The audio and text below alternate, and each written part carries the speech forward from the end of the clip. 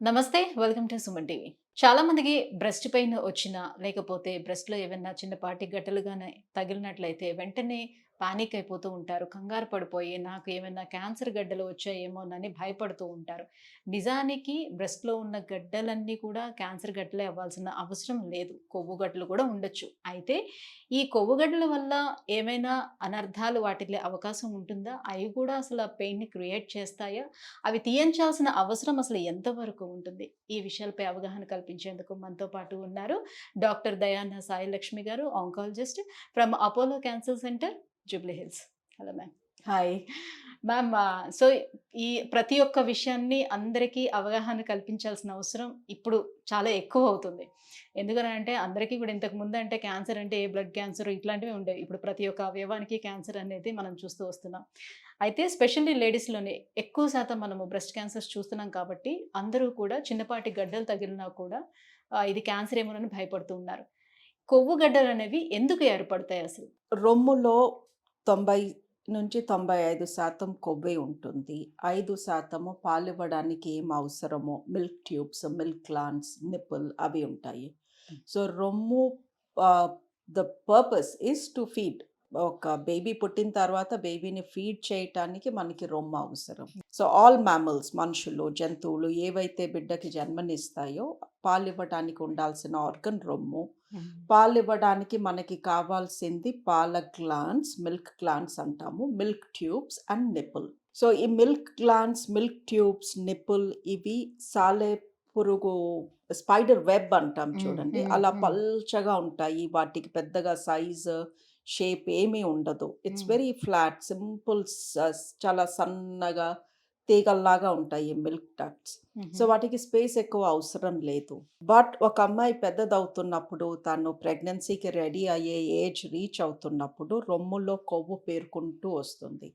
So, నిప్పుల కింద కొవ్వు అలా జమ కడుతూ, జమ కడుతూ, జమ కడుతూ ఈ అమ్మాయి 20 ఏళ్ళొచ్చేసరికి రొమ్ముకొక షేప్ వస్తుంది. సో, రొమ్ములో ఏం జరుగుతుంది అంటే, ఈ పాల ట్యూబ్స్ చుట్టూతా, పాల ట్యూబ్స్ మధ్యలో కొవ్వు పేరుకుంటుంది. సో, ఈ కొవ్వు పేరుకోవడం అనేది 20 ఇయర్స్‌కి ఆగిపోతుంది. సో, ఒక స్త్రీ తనకి ఇప్పుడు నేను పెద్దయ్యాక నాకు ఏ సైజ్ రొమ్ము ఉంటుంది. బికాజ్ మనం చూస్తున్నాం హ్మ్. ఎంతోమంది ఆడవాళ్ళకి బ్రెస్ట్ డిఫరెంట్ డిఫరెంట్ సైజెస్‌లో ఉంటుంది. యెస్. కొంతమందికి మైండ్‌లో ఒక అవగాహన ఉంటుంది. నాకు ఆ షేప్, ఆ సైజ్ ఉంటే బావుంటుంది. డ్రెస్ వేసుకుంటే నీట్‌గా ఉంటుంది etcetera, etcetera. But what we realise is మన రొమ్ము షేప్, మన రొమ్ము సైజ్ మన చేతుల్లో లేదు. సో, హ్మ్. మనం ఏం కోరుకున్నాం మైండ్‌లో 20 ఏళ్ళొచ్చేసరికి మీకు చిన్న రొమ్ముందా? ఫ్లాట్‌గా ఉందా చెస్ట్? లేదా చాలా పెద్ద రొమ్ముందా? లేదా మీడియం సైజ్ రొమ్ముందా? అనేది మన కంట్రోల్‌లో లేదు. మనం ఎంత తిన్నా, ఎంత ఎక్సర్‌సైజ్ చేసినా, చెయ్యకపోయినా, ఎక్కువ తిన్నా, తక్కువ తిన్నా, దట్ ఈస్ నాట్ సంథింగ్ మన కంట్రోల్‌లో ఉండేది కాదు రొమ్ము size. So, if you think సరే ఒక ఆడమ్మాయికి ఒక 20 ఏళ్ళొచ్చేసరికి తనకు ఆ సైజ్ రొమ్ము ఎలా వచ్చింది? ఎవరు చెప్పారు ఆ సైజ్ రొమ్ము ఈ కప్ బ్రా తను వేసుకోవాలి అని? So, this is genetics. So, ఎలా మన ఎత్తు, మన రంగు, మన ఫీచర్స్, మన ముక్కు, నోరు, కాళ్ళు, వేర్లు, గోర్లు ఇవేవి మన కంట్రోల్‌లో లేవు. అలాగే రొమ్ములో ఎంత కొవ్వు పేరుకోవాలి అనేది కూడా మన కంట్రోల్‌లో లేదు. ఇది జెనెటికల్లీ డిసైడెడ్. సో, ఒక అమ్మాయి రొమ్ములో ఎంత కొవ్వు పేరుకోవాలి, ఎలాంటి కొవ్వు పేరుకోవాలి అనేది మన కంట్రోల్‌లో లేదు. హ్మ్. ఈ కొవ్వు అనేది 3 రకాలుగా ఉంటుంది. రొమ్ములో కొవ్వు స్కాన్ చేసినప్పుడు వాళ్ళు చెప్తారు. Type A, B, C or category A, B, C అని. హ్మ్. ఏ అంటే మెత్తటి స్పంజ్ లాంటి కొవ్వు. ఓకే. సాఫ్ట్‌గా ఉంటుంది. దూదిలాగా ఉంటుంది. ఇలాంటి వాళ్ళ రొమ్ము ప్రెస్ చేస్తే సాఫ్ట్ టెక్స్చర్ తెలుస్తుంది.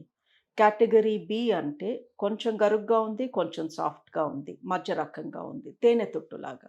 ఓకే. తేనె తుట్టు పట్టుకుంటే గట్టి గట్టిగా ఉంటుంది. మెత్త మెత్తగా మెత్తగా. ఉంటుంది. హ్మ్. కేటగరీ సి టైప్ ఫ్యాట్ అంటే ఈ టైప్ సి ఫ్యాట్ గట్టిగా ఉంటుంది. వాళ్ళ రొమ్ము ముట్టుకుంటే అదో కొబ్బరి చిప్పను ముట్టుకున్నట్టు గట్టి గట్టిగా హార్డ్‌గా తగులుతుంది. ఉంటుంది. హ్మ్. హార్డ్‌గా ఉంటుంది.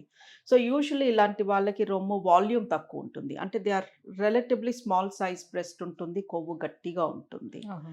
సో, మన టైప్ ఆఫ్ ఫ్యాట్‌ని బట్టి category A, B or C రొమ్ములో కొవ్వు గడ్డలు కట్టే టైపా? కట్టని టైపా? కేటగరీ సి వాళ్ళకి రొమ్ములో కొవ్వు గడ్డలు కట్టేస్తుంది. బికాజ్ వాళ్ళ కొవ్వు తత్వం అది. సో, వీళ్ళకి మెన్సెస్ ముందు రొమ్ములో గుంజినట్టు, గుచ్చినట్టు, మంట పుట్టినట్టు లేదా సూదులతో పొడిచినట్టు. బికాజ్ కొవ్వు గట్టి పడిపోయి కొబ్బరి పీచులాగా ఉండి లోపలంతా గరుగ్గా ఉంటుంది.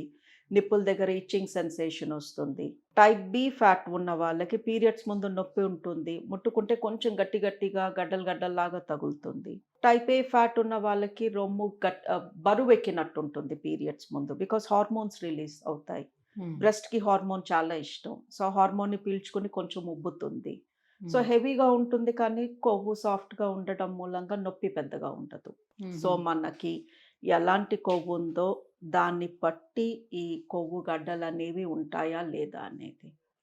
సో, ఈ కొవ్వు గడ్డలు ఉండే వాళ్ళకి బ్రెస్ట్ పెయిన్ వస్తుంది పీరియడ్స్ ముందు. ఎగ్ రిలీజ్ టైమ్‌లో బ్రెస్ట్ పెయిన్ వస్తుంది. ఓన్లీ పీరియడ్స్ టైంలోనే చూడొచ్చంటారా ఈ నాట్ పెయిన్? నెసెసరీలీ అండి. ఇప్పుడు మనకి హార్మోన్స్ కరెక్ట్‌గా 28 డేస్ సైకిల్ రాదు చాలా మందికి. ముందు జరుగుతుంది, వెనక్కి జరుగుతుంది, డిలే అవుతుంది. పీరియడ్ స్టాప్ చేయడానికి మధ్యలో టాబ్లెట్స్ అవి వేస్తూ ఉంటాము. కొంతమంది ఐపిల్ వేస్తూ ఉంటారు. సో, ఇలా మనం హార్మోన్స్ డిస్టర్బ్ చేసుకుంటూ ఉంటాము. లావు అయ్యే కొద్దీ హార్మోన్స్‌లో తేడా వస్తుంది. సో, హార్మోన్ తేడా జరిగినప్పుడు పీరియడ్ ముందే నొప్పి రావాలని ఎక్కడా లేదు. హార్మోన్ రిలీజ్ అప్ అండ్ డౌన్‌ని బట్టి కూడా ఈ పెయిన్ మారుతూ ఉంటుంది. So, so mother milk feed చేయకపోయినా కూడా కొవ్వు గడ్డలు ఏర్పడే అవకాశాలు ఉంటాయంటారా? లుక్ అండి, కొవ్వు నుంచి పాలు రావు. కొవ్వు నుంచి క్యాన్సర్ రాదు. సో, ఈ కొవ్వు గడ్డలు కట్టే తత్వం ఉంటే అది యెస్ జెనెటికల్‌గా మాత్రమే. వస్తుంది. So, okay. మీ పాలివ్వడానికి, క్యాన్సర్ రావడానికి దాని చుట్టూతా ఉన్న ఈ కొవ్వు గడ్డలకి లింకే లేదు. ఆహా! ద ఓన్లీ లింక్ ఈస్ 2 బ్రెస్ట్‌లోనే జరుగుతున్నాయి. ఈ పాలివ్వడము బ్రెస్టే, క్యాన్సర్ రావడము బ్రెస్టే, కొవ్వు గడ్డలు బ్రెస్టే. బట్ మా పాయింట్ ఆఫ్ వ్యూ ఎవరైనా బ్రెస్ట్‌లో గడ్డ లేదా నొప్పితో వస్తే ఇమ్మీడియేట్‌లీ ఇది పాల అపరేటస్ మిల్క్ ట్యూబ్స్‌లో వచ్చిన ప్రాబ్లమా? కొవ్వులో వచ్చిన ప్రాబ్లమా? కొవ్వులో వచ్చిన ప్రాబ్లమ్ అయితే fine. We are happy. Because అది ఎన్నటికీ క్యాన్సర్ అవ్వదు. సో మిల్క్ ఎట్లా ట్యూబ్స్‌లో మ్యామ్ అది రికగ్నైజ్ చేస్తారు? ఇది లుక్ అండి, క్యాన్సర్ గడ్డ లేకపోతే కొవ్వు గడ్డ అనేది ఎట్లా చేతులతో ఉంటుంది? పట్టుకున్నప్పుడు చాలా సార్లు తెలుస్తుంది అండి. కొవ్వు గడ్డలు గోళీల్లాగా, మార్బల్స్ లాగా కదులుతూ ఉంటాయి. బికాజ్ కొవ్వు గట్టి పడిపోయి ఒక చెక్క ముక్కలాగా, ఒక ఉండలాగా కడుతుంది. ఆ ఉండను మనం చేయితో అటు ఇటు జరపొచ్చు. ఈజీగా జరిగిపోతూ ఉంటుంది. ఓహో! క్యాన్సర్ ఒక సిమెంట్ గడ్డలాగా పట్టుకుపోతుంది. అంటే అది కాన్స్టెంట్‌గా ఒకటే ప్లేస్‌లో అలా ఒకటే ఉంటదండి. ప్లేస్‌లో ఉంటుంది. అండ్ క్యాన్సర్ గడ్డలు ఉన్న వాళ్ళకి యూజువల్లీ నొప్పి ఉండదు. బికాజ్ ఆ క్యాన్సర్ ఉన్న చోట గడ్డ ఉంటుంది. మిగతా బ్రెస్ట్ బానే ఉంటుంది. క్యాన్సర్ గడ్డ ఫస్ట్ స్టేజెస్‌లో అసలు నొప్పి ఉండదు. హ్మ్. అది పెరుగుతూ, పెరుగుతూ చుట్టుపక్కల స్కిన్‌ని తాకేసరికి నొప్పి స్టార్ట్ అవుతుంది. సో, హ్మ్. క్యాన్సర్ గడ్డలో నొప్పి ఉండదు. కొవ్వు గడ్డల్లో నొప్పి ఉంటుంది. ఎస్పెషల్లీ పీరియడ్స్ ముందు. హ్మ్. అండ్ ఈ పూర్తిగా కొవ్వు గడ్డ కట్టకుండా కట్టే టైంలో అంత దగ్గరకొచ్చేసి గట్టిగా అయిపోయే టైంలో చాలా బ్రెస్ట్ పెయిన్ ఉంటుంది. సో, 2 వైపులా నొప్పి ఉంది. పీరియడ్స్ ముందు ఎక్కువవుతుంది. పీరియడ్ అయిపోయాక తగ్గింది. అంటే 99.9% అది కొవ్వు గడ్డ. సో ఇది ఏ ఏజ్ గ్రూప్ నుంచి మనం చూడొచ్చంటారు ఆడవాళ్ళలో? లైక్ మెనోపాజ్ టైమ్‌లోనే మనకు కనిపిస్తదంటారా? బిఫోర్ కూడా కనిపించడానికి లుక్ అవకాశం అండి, ఉంటుందా ఇట్స్ సో అలా ఏమన్నా? Hard to tell. ఒక్కొక్కసారి 13, 14, 15 ఓల్డ్ వాళ్ళ చిన్న పిల్లల్లో కూడా కొవ్వు గడ్డలు చూస్తాం. బ్రెస్ట్ గట్టిగా ఉంటుంది. 2, 3 గడ్డలు తగులుతూ ఉంటాయి. కొంతమందిలో 30, 35 వయసులో కొవ్వు గడ్డలు కనిపిస్తాయి. సో, వాళ్ళ బ్రెస్ట్‌లో ఫ్యాట్ టైప్‌ని బట్టి. మ్యామ్ ఇప్పుడు అంటే జనరల్లీ మీరు చేత్తో టచ్ చేసి జస్ట్ ఇది కొవ్వు గడ్డ లేకపోతే క్యాన్సర్ గడ్డ అనేది తేల్చి చెప్పగలుగుతారా? లేకపోతే మామోగ్రామ్ ఖచ్చితంగా చేయాల్సిన అవసరం ఉంటుందా? అంటే కొంచెం అందరికీ సజెస్ట్ చేయరు అని చెప్తూ ఉంటారు కదా! మామోగ్రామ్ అనేది. సో 40 ఇయర్స్ అబోవ్ ఉండాలి లైక్ యాహ్! అట్లా. ఇది కొవ్వు గడ్డ, ఈవిడికి 45 ఏళ్ళు ఇంకా రాలేదు అన్నప్పుడు అల్ట్రాసౌండ్ చేస్తామండి. సింపుల్ స్కాన్ చేస్తాము. దాన్ని సోనో మామోగ్రామ్ అంటాము. సోనో మామోగ్రామ్‌లో ఎక్స్‌రేస్ లేవు కాబట్టి, మనం అల్ట్రాసౌండ్ చేసినప్పుడు ఆవిడకి నష్టం ఉండదు స్కాన్ మూలంగా. అదే హ్మ్. మామోగ్రామ్‌లో కొన్ని ఎక్స్‌రేస్ పోతాయి బ్రెస్ట్‌లోకి. హ్మ్. సో, ఎవరికన్నా ఇది కొవ్వు గడ్డ అని మాకనిపించినప్పుడు, బాగా క్లియర్‌గా ఉంటే ఏ స్కాన్ చెయ్యము. హ్మ్. బట్ కొంచెం డౌట్‌ఫుల్‌గా ఉన్నప్పుడు మట్టుకు అల్ట్రాసౌండ్ చేస్తాము. ఈ కొవ్వు గడ్డలు అల్ట్రాసౌండ్‌లో కనిపించేస్తాయి.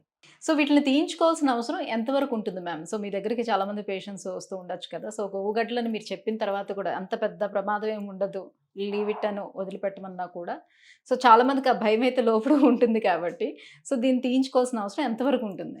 లుక్ అండి, కొవ్వు గడ్డ క్యాన్సర్ అవ్వదు. క్యాన్సర్ వచ్చేదుంటే వస్తుంది పాల ట్యూబ్స్‌లో. ఈ కొవ్వు గడ్డ ఉన్న మూలంగా క్యాన్సర్ ఎక్కువగా రాదు, తక్కువగా రాదు. ఈ కొవ్వు గడ్డ క్యాన్సర్ కాదు.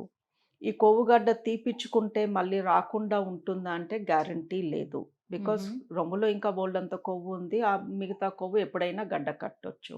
ఓకే. ఈ గడ్డలు ఎందుకు కడుతున్నాయి అంటే అది మీ బాడీ నేచర్. మీ హ్మ్. తత్వం అది. మీ పుట్టటమే అలా పుట్టారు మీరు ఓకే. ఆ ఇష్యూతో.